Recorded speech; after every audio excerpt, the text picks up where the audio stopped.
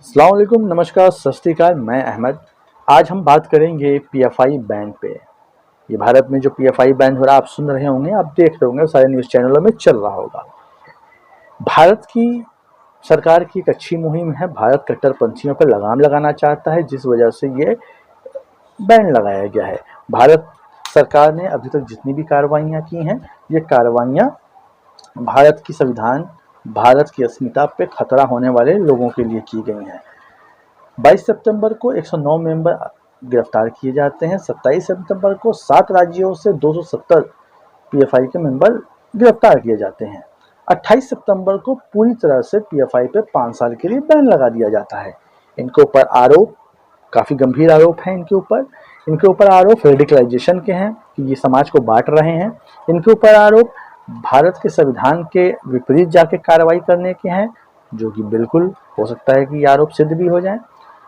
तीसरा आरोप इनके ऊपर लगता है कि भारत को ये 2047 तक मुस्लिम राष्ट्र बनाना चाहते हैं। अगर ऐसे आरोप है तो तुरंत कार्रवाई की जाए और इसकी जांच हो और कार्रवाई हो तो तुरंत दंड दी जाए, क्योंकि आम भारतीय इन सब चीज़ों को, किसी रेडिकलाइजेशन को कबूल नहीं करता। ये एक सरकार की अच्छी पहल है, सराहना योग है।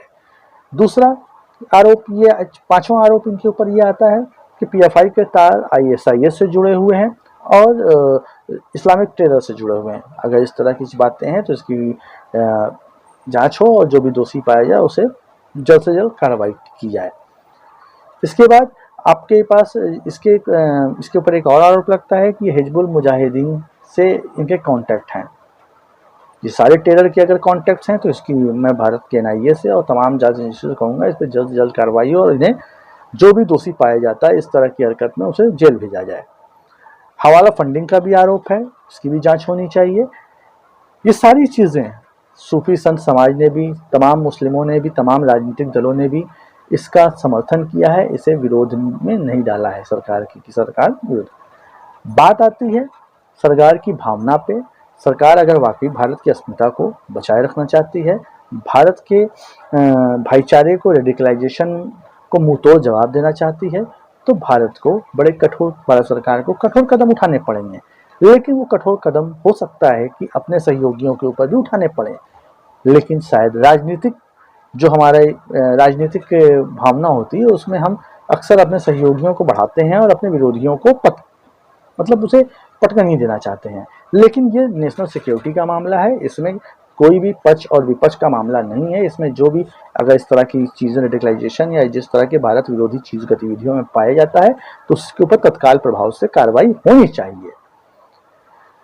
हम लोग सभी जानते हैं कि जो इस्लामिक देश जो आरोप लग रहे हैं पीएफआई पे कि 2047 तक ये इस्लामिक राष्ट्र बनाने की मुहिम चला रहे हैं, ऐसी मुहिम विश्व हिंदू परिषद के अशोक सिंघल ने भी चलाई थी। 2020 तक कहा था कि भारत हिंदू राष्ट्र बनेगा, 2030 तक पूरा विश्व हिंदू राष्ट्र बनेगा।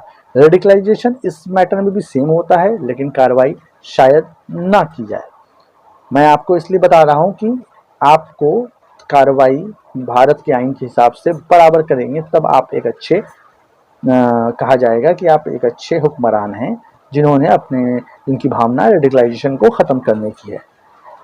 अशोक सिंघल ने एक सक्रिय राजनीति की, उनके ऊपर कोई ऐसी कार्रवाई आतंकवादी गतिविधियों वाली नहीं हुई है। जबकि सीआईए ने, सेंट्रल इंटेलिजेंस, वीएचपी और बजरंग दल को हिंदू आतंकवादी संगठन तक करार दिया है। इस बात को संज्ञान लेने की जरूरत है। अगर कोई भी सरकार हो, कार्रवाई करने की जरूरत है, लेकिन शायद वो उनके उस एरिया में नहीं आता कि जिस एरिया में वो कार्रवाई करके वो अपने आप की सीटों को बचा सकें। दूसरी चीज, योगेश राज, आपको याद होगा योगेश राज बुलंदशहर का बजरंग दल का एक पदाधिकारी, जिसने कैसे बेरहमी से इंस्पेक्टर सुबोध कुमार सिंह की हत्या करती है और उसके बाद हत्या करने के बाद जब वो गिरफ्तार होता है और जेल से बाहर आता है तो किस तरह से फूल माला से उसका स्वागत किया जाता है।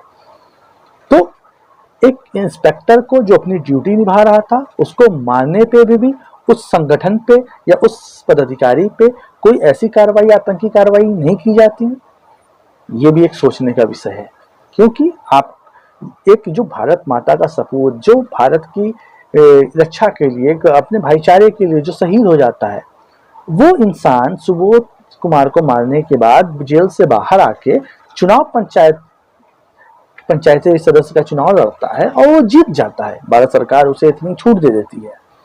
तो मेरे हिसाब से और तमाम देश के जो अमन पसंद लोग हैं, जो न्याय प्रिय लोग हैं, वो चाहते हैं कि कार्रवाई होनी चाहिए। लेकिन शायद वहां पे भी वोट बैंक की एक बड़ी पॉलिटिक्स है। उसके बाद आपने देखा, हमारा देश गांधी के मानने वाला देश है। राष्ट्रपिता अटल बिहारी वाजपेयी से लेकर नरेंद्र मोदी तक सदन में से लेकर पूरे विश्व में घूम घूम कर महात्मा गांधी के गुणगान करते हैं, बताते हैं ये देश बापू और बुद्ध का है। बड़े गर्व के साथ हमें भी गर्व होता है कि हमारे राष्ट्रपिता हैं और हमने उनके संघर्षों के बदौलत, उनके अहिंसावादी नीतियों के बदौलत आज भारत ने अंग्रेजों को परास्त किया और आज हमारे राष्ट्रपिता वो हैं। बापू को बताने की जरूरत नहीं, पूरे विश्व की एक बड़ी पर्सनालिटी हैं। लेकिन जब हिंदू महासभा की पूजा सुकुन पांडे, जब उनकी पुण्यतिथि के दिन उनके नाटकीय रूप देके उनके पुतले को, पोस्टर को गोली मारती है और नाथूराम गोडसे की जयकारा लगाती है, तो मेरे हिसाब से, हर न्यायप्रिय लोगों के हिसाब से, भारत सरकार को संज्ञान लेके ऐसे संगठनों पर कठोर कार्रवाई करनी चाहिए जो भारत के राष्ट्रपिता की हत्या की साजिश जिनके दिमाग में अभी तक चल रही है। वो संविधान को नहीं मानते, उनकी ज़बानी आप खुद सुन लीजिए।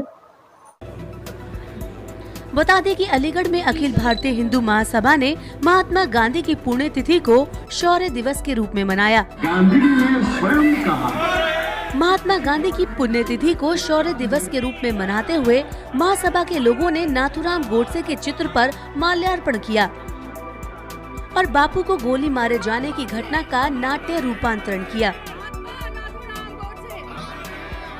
30 जनवरी यानी बुधवार को हिंदू महासभा की राष्ट्रीय सचिव पूजा शकुन पांडे और अन्य कार्यकर्ताओं ने गांधी जी के पुतले को नकली बंदूक से 3 गोली मारकर शौर्य दिवस मनाया था। इसके बाद महासभा कार्यकर्ताओं ने गांधी जी के पुतले को जलाया भी। बहुत दुर्भाग्यपूर्ण विषय है कि जिस तरीके से हम पे कार्रवाई हो रही है, मानो जैसे कितना बड़ा राष्ट्रद्रोह हमने किया हो। जिस तरीके से रावण का हर साल दहन होता है, ठीक उसी तरीके से हम 30 जनवरी को मनाते हैं और मनाते रहेंगे। कोई बात नहीं है। इस देश का संविधान पता नहीं क्या है, आप सब लोगों को पता है, जनता जानती है, जनता फैसला करेगी इस बात का। मेरी भावनाओं का, गोडसे की भावनाओं का, पूरे हिंदू महासभा की भावनाओं का। ये संविधान को नहीं मानते। इसके साथ इन पूजा सुकुन पांडे आप एक चर्चित चेहरा है जिसको आपने धर्म संसद में भी देखा। धर्म संसद में सैकड़ों संत आते हैं, जहाँ पे कुछ अच्छे संत भी होते हैं, कुछ संत ने उस धर्म संसद के माहौल को बदल दिया, जहाँ पे एक रेडिकलाइजेशन और एक भारत विरोधी नारे लगते हैं, जहाँ पे भारत में मुसलमानों के प्रति ये आह्वान किया जाता है कि ऐ हिंदुओं, किताबें छोड़ो, शस्त्र उठाओ और इनका खात्मा करो। इस तरह के आह्वान एक कोई आतंकी संगठन ही कर सकता है। वहाँ पे भी सरकार को संज्ञान लेने की ज़रूरत है। इस तरह से सॉफ्ट पॉलिटिक्स हर किसी के खिलाफ भी आप करेंगे तो आप किसी न किसी संगठन को पालेंगे जो देश के लिए, आइन के लिए खतरा है, कानून के लिए खतरा है। आपने देखा जंतर मंतर पे संविधान की प्रति किस बेशर्मी से लोग लाइव कैमरे के सामने संविधान की प्रति तक जला देते हैं। शायद भारत सरकार उनके संगठन को, उन आरोपियों को पहचानने में शायद उनके कपड़ों से नहीं पहचान सकी हो, लेकिन न्यायप्रिय लोग, भारत की जनता और जो समाज देख रहा है भारत की तरफ, न्याय की तरफ से, वो ये चाहता है कि आपको ऐसे संगठनों पे पूर्णतः बैन लगानी चाहिए। आरएसएस की एक बड़ी आइडियोलॉजी रही है, सरदार पटेल ने भी आरएसएस को बैंड किया है, लेकिन आरएसएस शायद जो अभी सेंट्रल गवर्नमेंट चल रही है उसकी एक मदर पार्टी है, उसको मात्र अपनी पार्टी मानते हैं। लेकिन रेडिकलाइजेशन का जब शब्द आता है, जब ये कानून विरोधी शब्द आता है, जब भारत विरोधी शब्द आता है, तो इस पर कार्रवाई बिना भेदभाव, बिना पक्षपात किए करनी चाहिए। आज की वीडियो में इतना ही। आपको ये वीडियो पसंद आई तो इसे लाइक और शेयर करें, और हमें हर भारतीय से, न्यायप्रिय भारतीय से ये आह्वान करना चाहता हूँ, ये कहना चाहता हूँ कि आप धर्म मजहब देख के जुल्म और कातिल और आतंकी को पहचान के उसके विरोध में मत जाइए। आपके लिए अगर देश के लिए कोई भी खतरा है, देश की आइन के लिए, देश की संविधान के लिए, भारत के भाईचारे के लिए, तो आप उसका खुल के विरोध करिए ताकि सरकारें भी खुला एक्शन लें। वरना वोट पॉलिटिक्स के चक्कर में कहीं ना कहीं हम एक तरफ तो कार्रवाई कर देंगे, दूसरी तरफ हम इतने कुएं खोदते जाएंगे कि कल किसी दिन हम पूरा देश उसमें गिर जाएगा। आज के लिए इतना ही। अस्सलाम वालेकुम, शब ब खैर, नमस्कार।